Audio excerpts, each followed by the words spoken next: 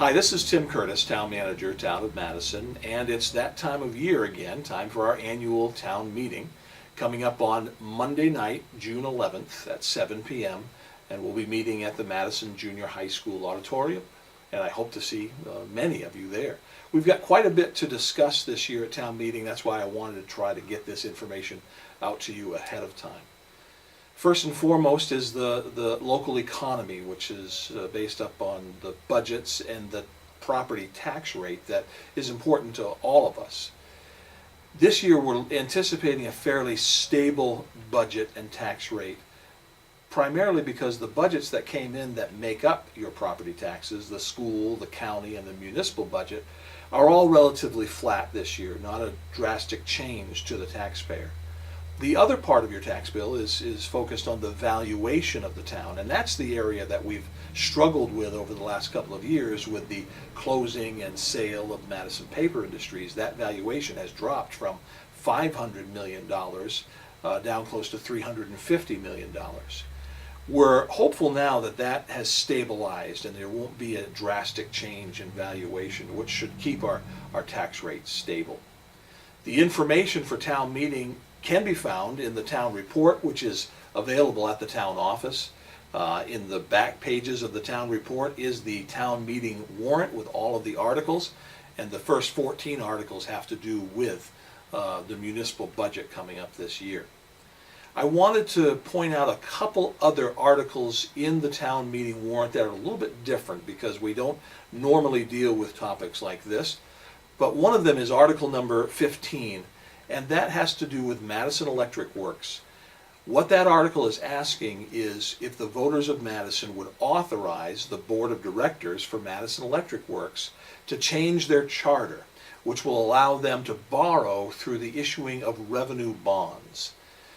Since the 1970s, Madison Electric has had a charter that has restricted their ability to borrow to a town meeting vote and what's called a general obligation bond. So this is allowing them to change their charter. They have to go to the state legislature to do that, but they need the permission of Madison voters to start this process. So that'll be a yes or no vote on article number 15. Another article that's unique this year is article number 19, which is to authorize the town to convey land over in East Madison, known as Jacobs Pines, to a group called Somerset Woods Trustees. As some of you may be aware, George Jacobs willed that land to the town back in the 1980s, and his will authorized the Library Board of Trustees to be the overseers of that land. Well, the Library Board of Trustees has not been able to essentially develop the land as George Jacobs' will wanted it developed, to be used for recreation and trails and so forth. So the library trustees have voted and the Board of Selectmen have voted to bring this issue to the town to see if the town will authorize this land to be conveyed to the Somerset Woods trustees, and they will be able to develop this land for the recreational purposes that George Jacob intended so many years ago. So those are two of the kind of unique articles that will be coming your way at town meeting on Monday night, June 11th. There are also 10 articles that have to do with some changes to town ordinances. The Board of Selectmen has worked very thoroughly over the last 6 to 8 months, holding public hearings at some of their meetings to hash out and discuss some of these changes to ordinances. Some are minor changes, just replacing mistakenly written sentences and kind of updating the language so it makes more sense. Some are the ordinances that have to do with the planning board, such as the subdivision and site review ordinance. Both of those ordinances have been completely reworked in the last couple of years to bring them up to speed and put them in line with state laws and state statutes as well. Some of the biggest ordinance changes we're talking about come down to three categories: cemeteries, animals, and of course an ordinance to prohibit retail recreational marijuana sales in Madison. So I'll try to touch on each one of those. And I'll also point out to you that because there are so many ordinance changes, we've developed a packet, and this is available at the town office. It'll also be available at town meeting on June 11th. And this packet kind of gives you a summary page summarizing each of the ordinance changes, and it also gives you more detail if you want to know some of the specifics. In regards to cemeteries, the town has had for several years 2 ordinances that tend to overlap, Chapter 26 and Chapter 553. So what the selectmen have done is they have merged the information into one, so they'll be asking you to change some information and update Chapter 26 on cemeteries, and then eliminate Chapter 553 because of the duplication there. Some of the changes have to do with setting up particular places in Forest Hills for a cremation section, and certain articles such as benches and larger items that tend to be difficult to mow around. There's going to be specific rules regarding those types of items at the Forest Hill Cemetery as well. So that's essentially the summary of the cemetery changes. Under the animals ordinance, currently the only information that we have in our animals ordinance has to do with dogs. And we wanted to add some language that would change a little bit of the parameters of what constitutes a violation of a barking dog. So that's been added. And then a whole another section has been added to the animal ordinance that has to do with the location of what we would consider farm animals, such as cows and pigs. And the change is going to be primarily to restrict those types of farm animals to property that's larger than 1.5 acres. So more than 1.5 acres of land will be required to allow for that type of farm animal on that property. So those are some of the animal ordinance changes. And then of course we've had this long 2-year discussion over retail or recreational marijuana. The reason that there's going to be an ordinance at town meeting on prohibiting recreational marijuana in Madison is because at the voting booth last November, a majority of the voters directed the selectmen to bring this ordinance forward.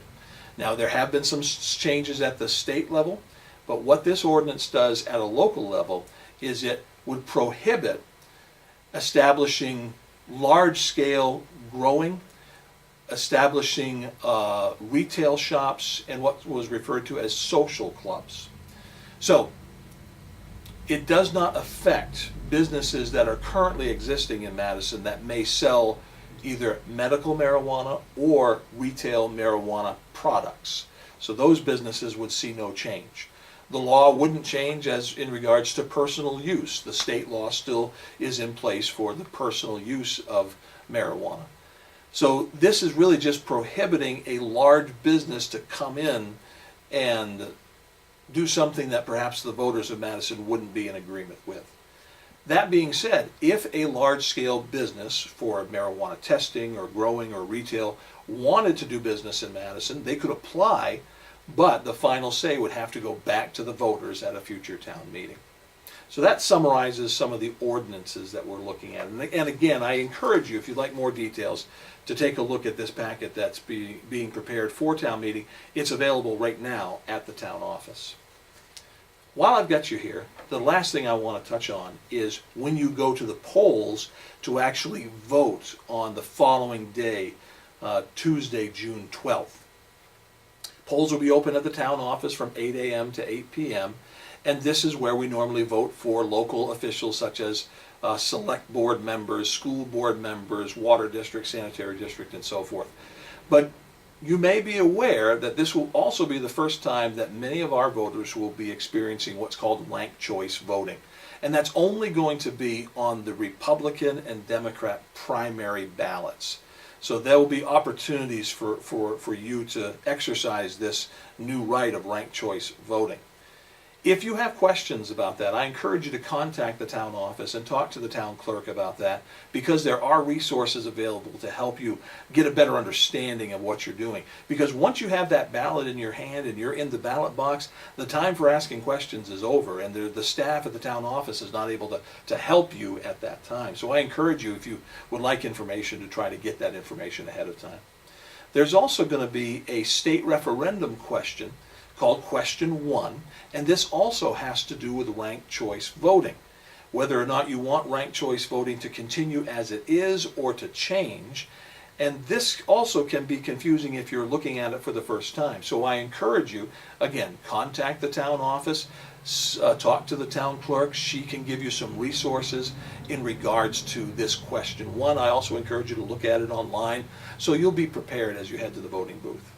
And finally, there's going to be 2 questions that the Madison selectmen have put on the ballot this year, asking the voters of Madison if they would like to change the process by which we hire, if you will, a road commissioner and a town treasurer clerk. Traditionally, those have been elected positions in Madison. We're asking the voters if they want those positions to continue to be elected by the majority of the voters, or if they want those positions to be appointed by the town manager with the approval of the select board. So that's a change that some communities have made across the state, and the select board thought it was prudent to bring it to the town voters this election day. So those are some of the things that will be going on at the polls on June 12th. But I wanted to also just remind you, town meeting Monday night, June 11th at 7 o'clock at the Madison Junior High, and I hope to see you there. I'm Tim Curtis saying thanks for listening.